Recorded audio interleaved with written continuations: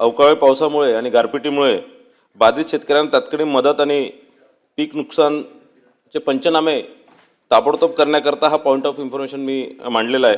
संपूर्ण विदर्भ, मराठवाडा आणि पश्चिम महाराष्ट्रात काही भागात सोमवारी झालेल्या जोरदार अवकाळी पावसामुळे आणि गारपिटीमुळे रब्बी हंगामातील भरलेली हरभरा असणे, ज्वारी असणार, गहू असणार, बाजरी असणार, कापूस असणार आणि करडई हे पीक पूर्णपणे आडवी होऊन शेतकऱ्यांचं प्रचंड नुकसान झालेलं आहे।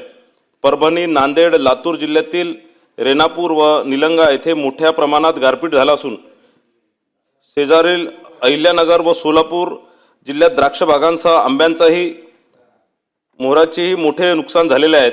यवतमाळ जिल्ह्यात वीज पडून एक मजुराचा मृत्यू झाल्याची दुर्दैवी घटना घडलेली असून हवामान विभागाने विदर्भात पुढील 3 दिवस येलो अलर्ट जारी केल्यामुळे शेतकऱ्यांच्या चिंतेत अधिक भर पडलेला आहे।